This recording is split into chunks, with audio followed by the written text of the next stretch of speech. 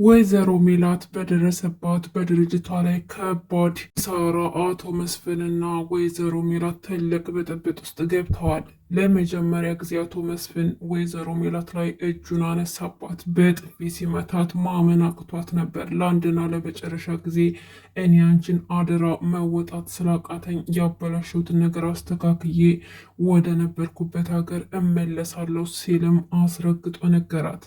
ወይዘሮ ሜላት በተፈጠረው ነገር በጣም አዝናለች። ልቧ ተሰብሯል። መስፍን በጭራሽ ትቶኛ አይሄድም፣ ይሄ ሊያደርገው አይችልም፣ ሊያስፈራራኝ እንጂ ትቶኛ አይሄድም በማለት ስትናገር ሰምተናል። አቶ በቃሉ ከስር ከስር በመሄድ የወይዘሮ ሜላትን ድርጅት ከፍተኛ ኪሳራ እንዲደርስበት አድርጓል። በዚህም አልበቃውም፣ ወይዘሮ ሜላትን ለማስገደል ትዕዛዝ ሰጥቷል። ከእስር ቤት እንዴት እንደተፈታች ሲያጠራ እንደነበረ እና በዋስ እንደተለቀቀችም በሙሉ ለሙሉ ነፃ እንዳልተባለች ማረጋገጡን ሲያቅ እሷን ወንጀል ውስጥ ለማስገባት የተቻለውን ያክል እየሰራ ይገኛል። እንዲሁም ደግሞ ይሄም አይበቃኝም በማለት ወይዘሮ ሜላትን ለማስወገድ አንዳንድ ሰዎችን ቀጥሮ ከዚች ምድር እንዳጠፏት ተናግሯል። ይሄ ደግሞ ወይዘሮ ሜላትን በጣም ስለሚፈራትና በቢዝነስ ዙሪያ ተፎካካሪው ስለሆነች ሁሌም ቢሆን ከሱ በላይ ስለሆነች እሷን ወደ ታች ለመጣልና ጭራሽም ደግሞ እማትወጣው ዕዳ ውስጥ ለማስገባት ነበር ፍላጎቱ።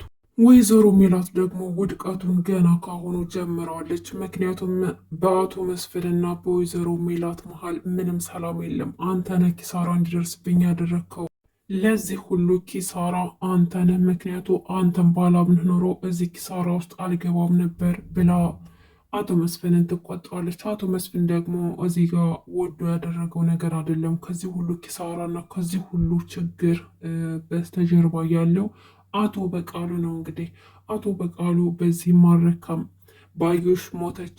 እሱም ደግሞ በቂ አልነበረም። ባዩሽን የገደላትን ሰው ደግሞ ከሀገር ውጭ እንዲወጣ አድርጎታል። አሁን ደግሞ የቀረው ነገር ሜላት ወድቃ አልቅሳ ስታለቅስ ማየትና መቼም ቢሆን እንዳትነሳ አድርጎ ድርጅቷን ትልቅ ኪሳራ ውስጥ ማስገባት ነበር። እሱም ደግሞ ድርጅቷ በጣም ከባድ ኪሳራ በመግባቱ ምክንያት በጣም ተሰብራለች። አቶ መስፍን ነገሮችን እየደበቃት እንዳትጎዳ እዛ ነገር ውስጥ ሆና እስር ቤት እያለች እንዴት ብዬ ነግራታለሁ፣ የበለጥ ደግሞ አላስጨንቃትም በማለት ነበር ዝም ያለው። እሷ ደግሞ እንዴት ብደፍሬ ነው ድርጅት የሁሉ ነገር ሲደርስበት ዝም ያልከው፣ አብረህ ተባባሪ ነህ እያለችም ስትወቅስ አይተናል። እንግዲህ ወይዘሮ ሜላት መረጋጋት አለባት። ተረጋግታ መፍትሄ መፈለግ ነው እንጂ መስፍን ላይ መጮሁ ምንም መፍትሄ አያመጣም።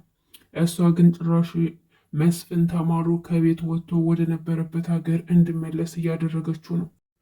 ኤልያስ እንግዲህ አዲስ አበባ ከመጣ በኋላ በዋና ምክንያት እንደ መቃወስም እንደ ማበድም እያደረገው ይገኛል። ከዚህ በፊትም ህመሙ እንዳለበት አሊ ጓደኛው ለጆሮ ነገረው እና ሳይብስበት መፍትሄ ማግኘት እንዳለባቸው አማከራቸው።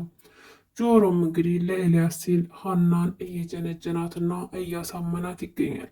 ሀናም ደግሞ እንዴት አንተ ወደኝ አፍቅረኝ እያለ ለሌላ ሰው እንዴት ትጀነጅነኛለህ በማለትም ጠየቀችው። ጆሮ ደግሞ እኔ ለኤላ የምጀነጅንሽ ኤላ በጣም ምርጥ ሰው ስለሆነና በአንቺ ምክንያት እየተጎዳ ስለሆነ ነው። እኔ ደግሞ ማፈቅርሽ ላገኝሽ ብቻ ሳይሆን ላገኝሽም ላላገኝሽም እችላለሁ ብዬ እያወቅኩ ነው የወደድኩት። ስለዚህ የኔና የኤልያስ ነገር እየተለያየ ነው። ኤልያስ በጣም ያሳዝናል። ይኸውልሽ ሀና፣ በአንቺ ምክንያት ኤልያስ እየተጎዳ ነው። አሁን ደግሞ አእምሮ ታማሚ የሆነ ነው። ስለዚህ ነገሮችን አግኝተሹ ልታስተካክል ይገባሻል ብሎ ነገራት። ሀና በሰማችው ነገር ደንግጣለች። ሀና የሆነ ነገር አንድ ውሳኔ ላይ አለመወሰኗ የሶስት ሰው ህይወት እያበላሸች ትገኛለች ማለት ነው። እዝራ ደግሞ ለምንድን ነው እኔ ስደውል ማላገኝሽ ስፈልግሽ ማላገኝ እንደ ማንኛውም ፍቅረኛ ትሪት የማታደርግኝ? ቢያንስ እንኳን ስልክ እንኳን ደውዬ ከምታነሽበት ይልቅ የማታነሽበት ጊዜ ይበልጣል። ችግርሽ ምንድን ነው? ለምን እንደማጣሽ ይሰማኛል እያለም ጠየቃት። ሀናም ደግሞ ለምንድን ነው የምታስጨንቀኝ? ለምንስ የምታጣኝ ይመስልሃል? ይኸውልህ አንተ ብቻ የምትወደኝ ነው እንደሚመስልህ፣ እኔም እኮ እወድሃለሁ። ስለዚህ ይህንን መጥፎ ሀሳብ ከውስጥ ማውጣት አለብህ ብላ ነገረችው። እዝራ ደግሞ አሁንም ምንም መረጋገጫ የለውም፣ ብቻ እሷ ስትለው እሺ አምንሻለሁ፣ ከራሴ በላይ አምንሻለሁ ይላታል። ግን ትንሽ ዞር ሲል ደግሞ ጥርጣሬ ያድርበታል። አሁን እንግዲህ የኤልያስ ጉዳይ በጣም ከባድ ሁኔታ ላይ ይገኛል። ወይዘሮ ሜላት እንግዲህ በመስፍን ላይ ያደረገችው ነገር ትልቅ ጸጸት ውስጥ ገብቷታል። ምክንያቱም ባልናገረው ኑሮ መስፍን ጥሎን አይሄድም ነበር፣ ሊሄድ አይነሳሳም ነበር። ለምን እንደዛ አረኩኝ? እኔም እኮ ሰው ነኝ፣ እናድዳለሁ፣ እበሳጫለሁ፣ ስሜታዊ ሆናለሁ። እሱ ያልተረዳኝ ማን ሊረዳኝ ይችላል? እያለች በጣም ስሜታዊ ሆናለች። እናም ወይዘሮ ሜላትም ተረጋግታ አቶ መስፍንም ተረጋግቶ ድርጅታቸውን ከገባበት ኪሳራ አስተካክለው እንዲሁም ደግሞ የባዩሽንም ገዳይ ደግሞ ፊታቸው እንደሆነ መንቃት አለባቸውና የእጁን ማግኘት አለበት።